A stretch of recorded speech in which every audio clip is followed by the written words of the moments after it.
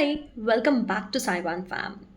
Today I want to tell you a story that truly changed how I look at life. And no, it's not just any story.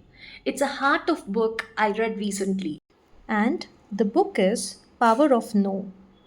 This isn't a book which is filled with big theories or boring advice. It is real, raw, and relatable. So just imagine it's just you and me sitting on a couch and talking like old friends. So once upon a time, there was a man named James. James had it all: money, name, fame, business, success. On the outside, it looked perfect, but inside, he was broken, burnt out, lost, constantly saying yes to everything and everyone. Until one day, he completely fell apart. He lost his job, his money, his peace. And in the middle of that storm, something unexpected happened. He met Claudia. Now, Claudia was different. She lived through her own battles: toxic relationships, anxiety, and that constant pressure to be a good girl and make everyone happy. And you know what connected them? They both realized that their lives were being destroyed by one small habit. They didn't know how to say no. They said yes when they were exhausted. They didn't feel it right. People took advantage of them. Yes to fear, guilt, and pressure. And that's when they decided from now on we will say no and we will mean it. At first, it was hard, really hard. No to a family member's expectations, guilt, saying no to work emails at late night, fear, saying no to social plans just to sit quietly with yourself, judgment.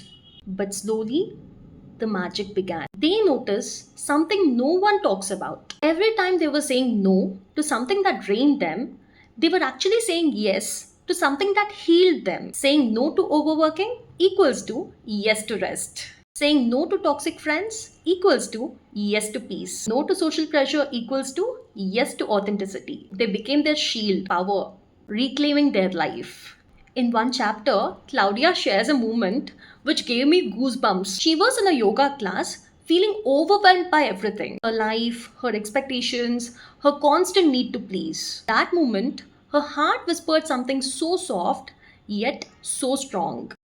You don't owe anyone your exhaustion.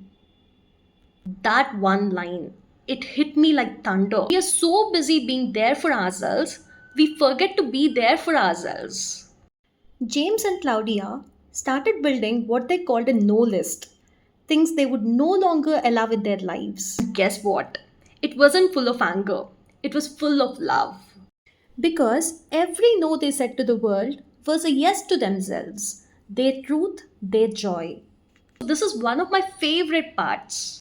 No is a sentence. It doesn't need explanation, apology, or approval. Wow, we live in a world where we explain everything. I'm sorry I can't because I hope you don't mind, but what if we didn't? What if we said no with softness but with strength? This book isn't about saying no to people. It's about saying no to fear, overthinking, scarcity, self doubt, noise, expectations. And saying yes to silence, stillness, creativity, peace, self respect, and abundance. You know, by end of the book, I felt like I have just spoken to an old friend who gave me a hug and said, "Hey, it's okay. You don't have to be everything for everyone. You are allowed to say no. It doesn't make you selfish, it makes you free."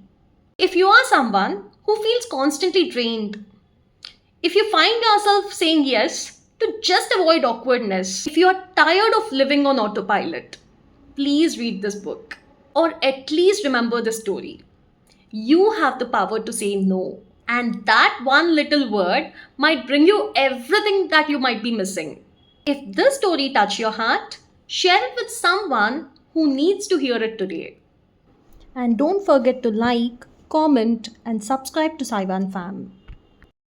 Here we talk real life, real feelings, and little things that make big difference. Until next time, say no when you need to, and say yes only when you feel it's right.